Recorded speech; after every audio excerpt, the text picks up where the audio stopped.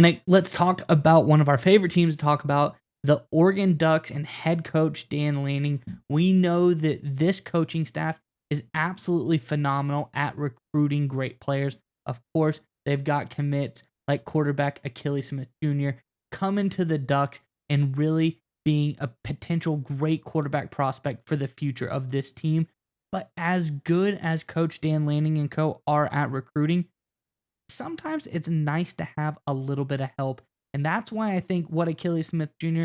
is already doing is so special for this team. Let's get into the article and we can talk more about it all on the other side. This is from over on Ducks Digest. It says the 6'5", 215-pound signal caller, son of legendary former Oregon Duck and former NFL first round pick Achilles Smith, committed to Oregon in July 2023. Talking about Junior, of course. Even though Smith is a 2025 recruit, he is already talking up what Coach Dan Lanning and the Ducks program have accomplished and what they can offer for an incoming player. Several of those athletes were at the Elite On 3 Nashville event and made quite an impression on Smith, including those he would like to see in an Oregon uniform. To carry on Moore, 5-star wide receiver, I definitely want to play with him.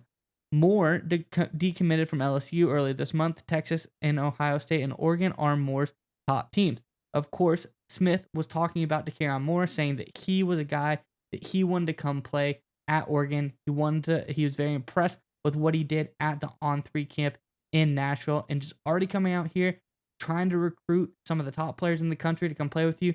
You gotta love that if you're an Oregon fan.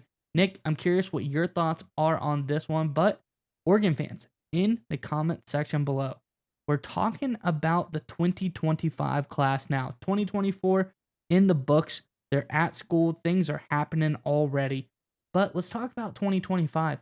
Who are some guys that you're hearing rumors about, potential guys that are looking at Oregon, maybe possibly commit, that you're really excited about? Be the first one to break the news. Who do you think are some of the big players that are going to commit to Oregon for this 2025 class? Let us know your thoughts in the comment section below. But Nick, what do you think about Smith's recruiting practices and his help to Oregon? I think it's absolutely outstanding news because I think the one question mark I would have with Oregon in terms of long-term sustained success would be how do they move on from this era of relying on transfers, right? Obviously, Bo Nix the past couple seasons, they've got Gabriel coming up this year. How do you eventually move on, right? Because transfer portal, it will work. It will give you short-term success if you're good at it. Dan Lanning in Oregon obviously is. The proof is in the pudding. But the reality is, long term, we're talking 5, 6, 7, 8, 10 years, 12 years, dynasty kind of stuff. It begins and ends with recruiting. Nick Saban proved that. Kirby Smart in Georgia is proving that as well. Michigan's recent run of success was built mainly in the recruiting realm, too. So the reality is, as great as you do in the transfer portal, you need solid recruiting pipelines. And Dan Lanning and his staff, they're undeniably very good recruiters. But I think one of the better things that any recruiting staff, any head coach can do is allow your recruits to be acolytes for you and recruit on your behalf. That's where you reach a whole new level. And I think that's exactly what we're seeing from Achilles Smith Jr. here. And I think that's a great sign for Oregon in terms of the recruiting success.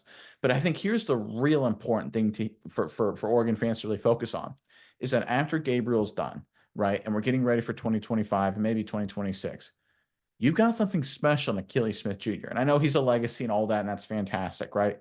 But a kid at this level with his skill set, his talent, the fact that he's with it enough. I mean, when I say kid, I mean literally a kid. He's still in high school, for God's sake.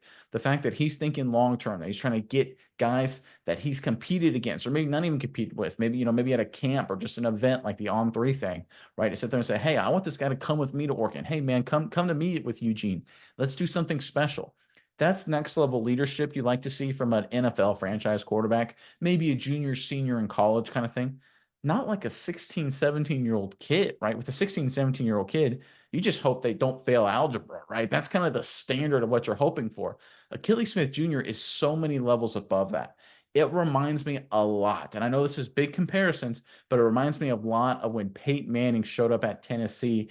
Obviously, he had the expectations, his dad, Archie Manning, at Ole Miss. What Peyton Manning did at Tennessee in terms of showing up as a freshman early on, really helping getting that program back to a really high level, being a great leader, and of course, being a great quarterback, helped set in motion a lot of Tennessee success over the next 4 or 5 years with him. I think we're seeing a very similar thing with Achilles Smith Jr. here. The fact that he's so mature at such a young age, trying to get more guys to come to Oregon. I think Ducks fans, you guys should be incredibly excited. You know Dan Lanning's a great recruiter. You know this team's going to do a good job. But I think in the long term, your recruiting pipeline is solid, and you've got a franchise quarterback, a legitimate. I'm saying that, even though that's college football, franchise quarterback. I think it really means the same thing as it does in the NFL. You've got that kind of guy in Achilles Smith Jr. coming, and you should be really pumped up about it. Yeah, and you talk about the Peyton Manning aspect, and I think that's great. But the more recent one that I think of, not necessarily talent wise, but I think what we've seen from Shador Sanders at Colorado, the ability for, a big time player to come out, use social media, use whatever platforms are available to him, come out and help recruit players to come to Colorado. We've seen how effective that can be. And to see Smith, a really talented recruit in his own right, who has a really nice lineage. His dad was a great player. That gives him some clout as well. And to be able to come out and start to talk to these other guys, start to kind of reel them in.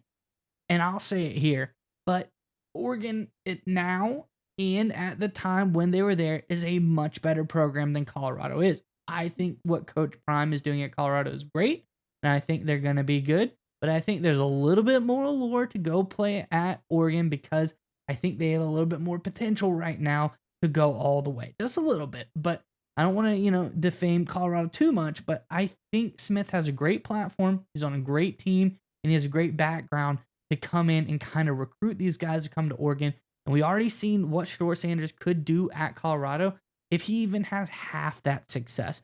I think Oregon's in for something very special in this 2025 class.